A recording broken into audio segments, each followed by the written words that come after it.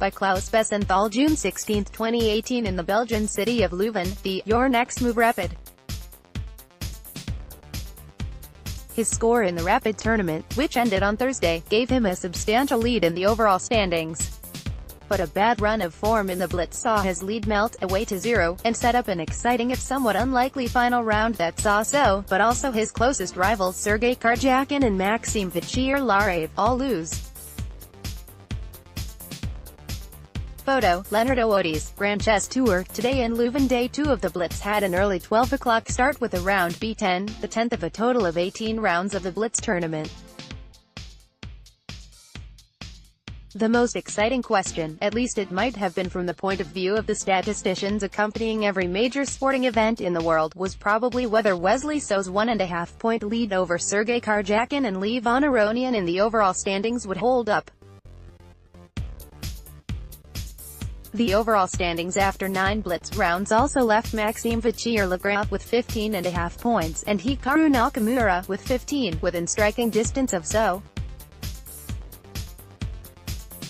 The remaining 5 players were too far down and could barely play a role in the fight for tournament victory, with only 9 rounds remaining, except, of course, as spoilers, Sergey Karjakin was the best at Blitz in Leuven. Photo, Spectrum Studios, Grand Chess Tour. The tension in Leuven began to mount immediately. In round 10, Wesley So had faced his nearest pursuer Sergey Karjakin with the black pieces. The Russian used So's secret weapon against him and managed to secure the bishop pair at an early stage with no compensation, a significant advantage in the endgame.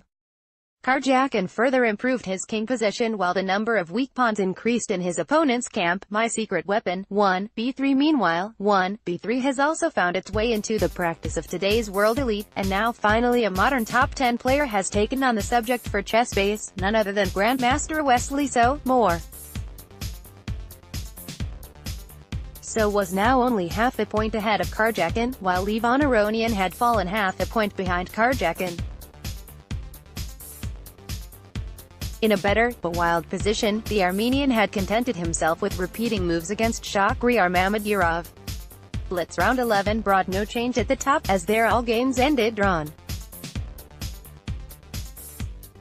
In the overall standings it was as follows: So 18.5, Karjakin 18, Aronian 17.5, Vachier-Lawrave 17, Nakamura 16.5 points. 5 players, each separated by only half a point. You could scarcely ask for more drama. Finally, in round 12, Vachier-Lawrave defeated Nakamura, while Aronian and Karjakin drew as did So and Anand. Exactly 1 point separated the first So from the third or fourth Aronian and Vachier-Lawrave. In between was Karjakin.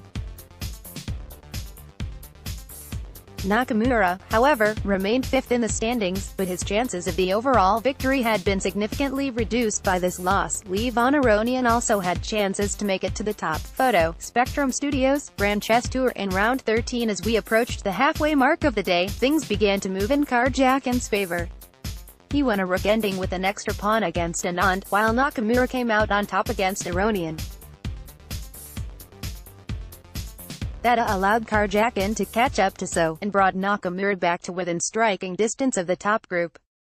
The game against the 15th world champion showed again Karjakin's preferred style, no risk, a tiny advantage in the endgame, virtuoso technique.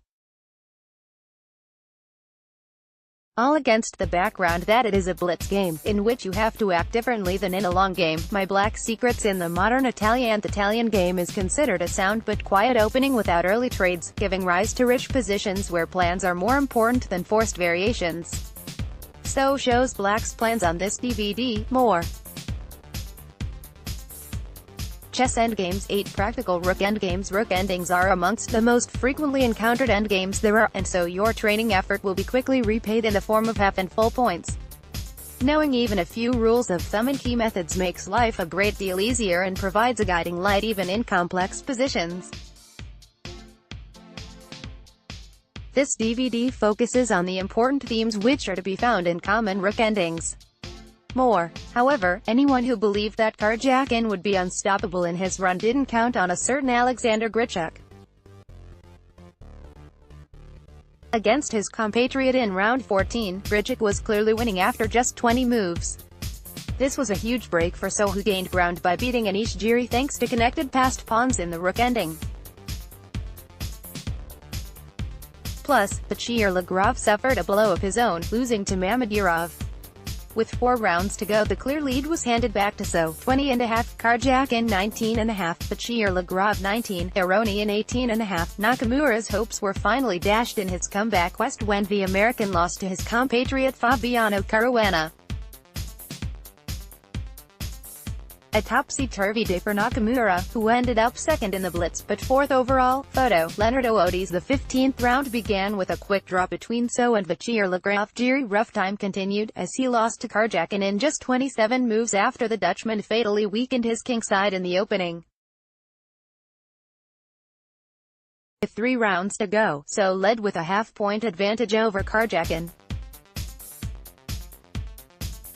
Aronian and Vachier-Lawrave also had the theoretical chances to win the tournament, 2 points behind So in 3rd and 4th place, respectively. In crisis, Anish Giri. Photo, Spectrum Studios. Grand Chess Tour Round 16 brought the kind of game for So that had him thanking God after the tournament for a minor miracle. Yes, Caruana blundered mate at the very end, but of course one needn't rely on an invisible deity to see how that could happen in Blitz. So took his practical chances in an interminable time scramble. Caruana could even have claimed a draw in light of 69, QB2 repeating the position for the 3rd time, but he did not.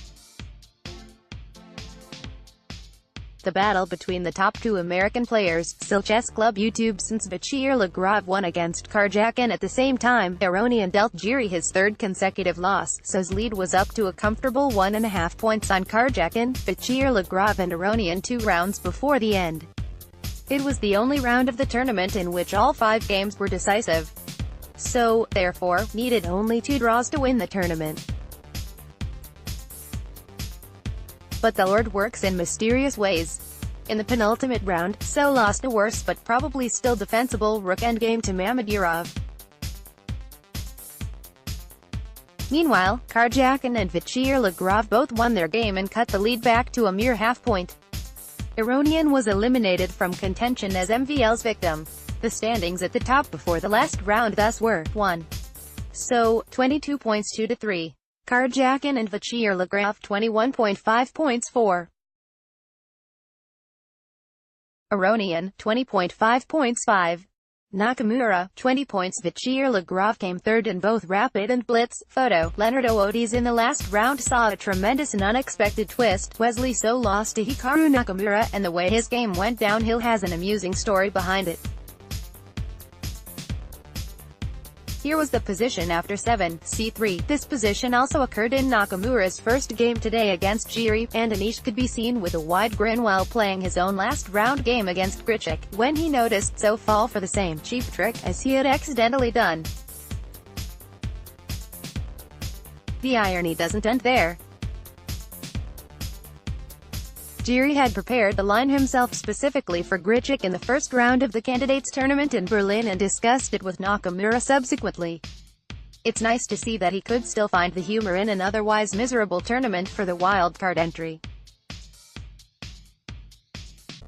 Nakamura's win was marred by a highly unusual situation in the last seconds of play. Both players were loudly hitting their clocks, with the adrenaline pumping in full blitz mode.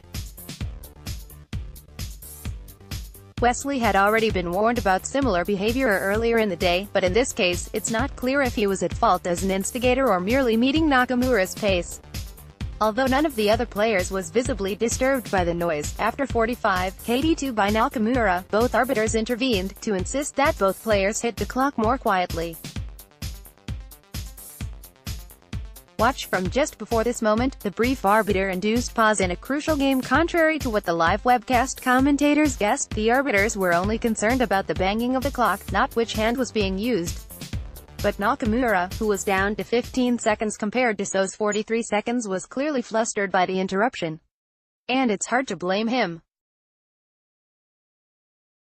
Halting the game, a game to potentially decide first place, at such a crucial phase of the final round for an infraction over which no one was evidently harmed, is bound to cause controversy.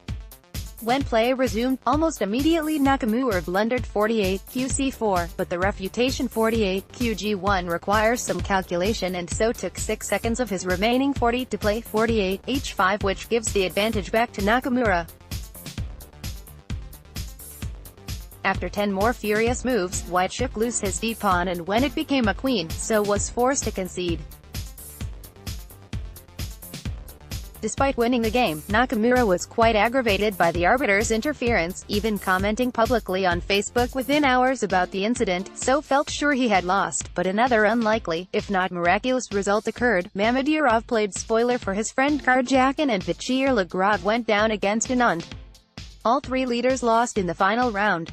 And so Wesley, avoiding any need for even a tiebreak, simply won by half a point. Final standings, your Next Move Rapid tournament sponsor Jan Callaward also announced that a 4th edition of the tournament was already in the works for 2019. So we can all look forward to more Blitz and Rapid in Leuven next year. The tournament was the first stop of this year's Grand Chess Tour, which continues in Paris next week from June 20 to 24.